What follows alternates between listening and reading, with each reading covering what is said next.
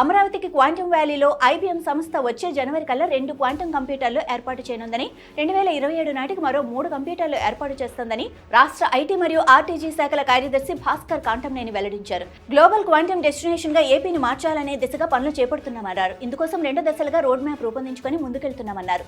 2030 కల్లా Amaravati quantum valley నుంచి ఏటా 5,000 కోట్ల మేర క్వాంటమ్ హార్డ్వేర్ ఎగుమతులను సాధించాలన్నదే లక్ష్యమన్నారు.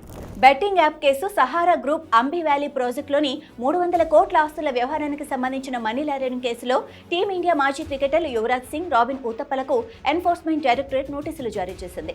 సెప్టెంబర్ 23న వీరు ఈడీ ముందు విచారణకు హాజరు కావాలని తెలిపింది. చట్టవిరుద్ధమైన బెట్టింగ్ యాప్తో కేసు ముడిపడి ఉన్నందున మనీ లాండరింగ్ నిరోధక చట్టం కింద ఈడీ వారి స్టేట్మెంట్లను రికార్డు చేయనుంది. మనీ లాండరింగ్ కేసులో భాగంగానే యువరాజ్ ఉత్తప్పల్ను ఈడీ ప్రశ్నించనుంది. ముఖ్యమంత్రి చంద్రబాబు నాయుడు చేసిందేమీ లేకపోయినా బడాయి మాటలు మాత్రం చెప్పుకుంటూ ఉంటారని వైఎస్ఆర్సీపీ నేత, పార్టీ ప్రధాన కార్యదర్శి గడికోట శ్రీకాంత్ రెడ్డి విమర్శించారు. చంద్రబాబు చెప్పే మాటలకు చేసే పనులకు ఏమాత్రం పొంతన ఉండదన్నారు. కలెక్టర్ల సమావేశంలో కూడా చంద్రబాబు తప్పుడు మాటలే మాట్లాడారు. చంద్రబాబు పాలనలో ఎప్పుడూ ఎవరూ ప్రశాంతంగా బతకలేదు. చంద్రబాబు గత పాలనలో రాష్ట్రం మావోయిస్టులు, ఫ్యాక్షన్ హత్యలు, కరువుతో ఉండేది. వైఎస్ఆర్ సీఎం అయ్యాకనే మావోయిస్టులను కంట్రోల్ చేశారన్నారు.